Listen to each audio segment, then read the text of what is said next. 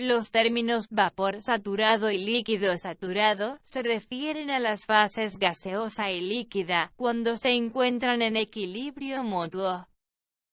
En la isoterma T1, los volúmenes molares del líquido saturado y del gas saturado son respectivamente Bm, líquido y Bm, gas. Conforme aumenta la temperatura, la diferencia entre los volúmenes molares del líquido saturado y gas saturado disminuye. Esta diferencia desaparece cuando el sistema alcanza la temperatura crítica. Las zonas debajo de la línea gris discontinua corresponde a condiciones de P, B y T en las que coexisten en equilibrio las fases líquida y gas. Las zonas por encima de la línea gris discontinua corresponde a condiciones de P, B y T en las que solo existe una fase. Considere una isoterma como la mostrada en la figura 3.6. Los puntos E y A corresponden a puntos de presión y volumen en los que el sistema se encuentra en fase gas y fase líquida, respectivamente. Suponga que, a partir del punto C, aumentamos isocóricamente la temperatura del sistema desplazándolo hacia el estado D. Luego, al mantener fija la presión en el punto D, el sistema se enfría disminuyendo su volumen hasta llegar al estado E. Una vez en el estado E, se fija nuevamente el volumen, permitiendo así cambios de P y T, de modo que al disminuir la temperatura, la presión disminuye hasta el punto A. Por lo tanto, aunque el punto A corresponde a un estado líquido en la línea de la isoterma, este punto también puede ser concebido como un estado gaseoso altamente comprimido. Además, debido a que durante estos cambios no se pasa a través de la región de dos fases, no ocurre una condensación en el sentido estricto de la palabra. El hecho de que el punto A pueda ser concebido ya sea en estado líquido o como un estado gaseoso altamente comprimido, es consecuencia del principio de continuidad de estados. En efecto, la línea gris discontinua en la isoterma representa estados del sistema en los que no es posible distinguir entre las fases líquida y gas. En la figura 3.7, se muestran isotermas obtenidas mediante la ecuación de Van der Waals.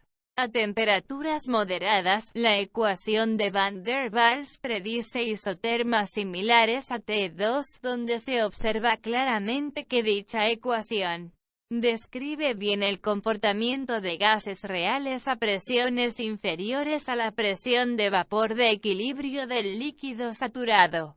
A presiones superiores a la presión de vapor de equilibrio del líquido saturado, la ecuación de Van der Waals predice un máximo, un mínimo y un punto de inflexión, que claramente no describen la meseta horizontal de condensación observada en las isotermas de gases reales.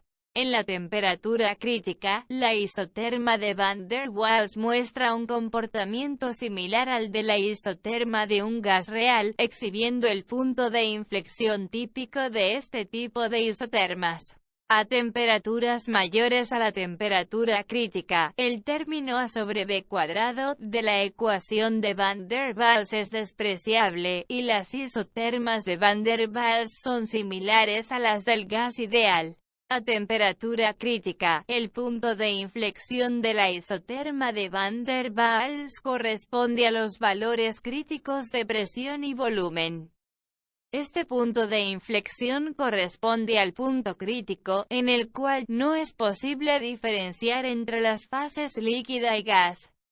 Además, en el punto de inflexión las derivadas primera y segunda de la presión con respecto al volumen se hacen cero, lo cual se aprovecha para desarrollar ecuaciones que permiten calcular las constantes de Van der Waals a partir de datos críticos de presión y temperatura.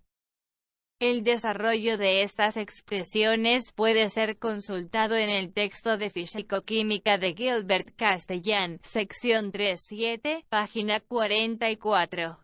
Aunque la ecuación de Van der Waals predice la existencia de un estado crítico, no representa un modelo satisfactoriamente preciso para calcular las propiedades de los gases reales. Sin embargo, sus predicciones dan una excelente visión del comportamiento de los gases, su relación con los líquidos y del fenómeno de la ecuación. De acuerdo al principio de los estados correspondientes, independientemente de la naturaleza de los gases, todos ellos tendrán el mismo valor de factor de compresibilidad si se encuentran a la misma presión y temperatura reducidas. Las propiedades reducidas de un fluido son las variables de estado normalizadas por las propiedades de estado del fluido en su punto crítico. En particular, la presión y temperatura reducidos están dados por las expresiones mostradas en pantalla, como consecuencia del principio de estados correspondientes. Las gráficas de factor de compresibilidad versus presión y temperatura reducidos tienen casi la misma forma para diferentes tipos de gases como se observa en la gráfica.